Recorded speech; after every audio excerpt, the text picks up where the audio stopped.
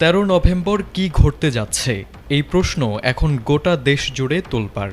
ক্ষমতাচ্যুত আওয়ামী লীগের ঘোষণা করা লকডাউন কর্মসূচি ঘিরে জনমনে নানা জল্পনা। অনেকে ভাবছে এই কর্মসূচির মধ্য দিয়েই কি দলটি আবারও ফিরে আসার ইঙ্গিত দিচ্ছে, নাকি এটি কেবল রাজনৈতিক শক্তি পরিমাপের একটি পরীক্ষা। এরই মধ্যে আইনশৃঙ্খলা বাহিনী ও সেনাবাহিনী যারা বিচারিক ক্ষমতাসহ মাঠে রয়েছে তারা কি ভূমিকা নেবে সেটাও এখন আলোচনার বিষয়। পাশাপাশি 11 নভেম্বর জামায়াত নেতৃত্বাধীন ইসলামী দলগুলোর কর্মসূচি ঘিরেও জনমনে উদ্বেগ আরও বেড়েছে।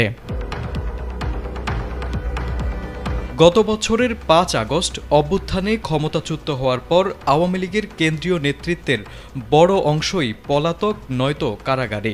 দলটি প্রায়ই ভেঙে পড়া অবস্থায় থাকলেও সম্প্রতি বিভিন্ন জায়গায় তাদের ছোট ছোট ঝটিকা মিছিল দেখা গেছে।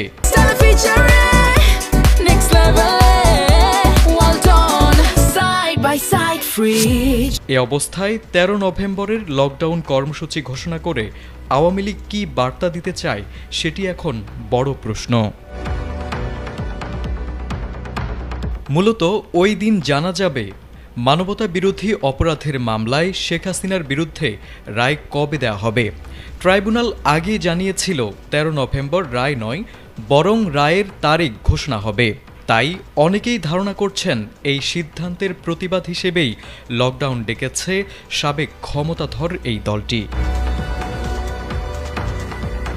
এদিকে রাজনৈতিক বিশ্লেষকরা বলছেন, আগামী জাতীয় নির্বাচন যাতে কোনোভাবেই ব্যাহত না হয় সেটি এখন অন্তর্বর্তী সরকারের প্রধান লক্ষ্য হওয়া উচিত।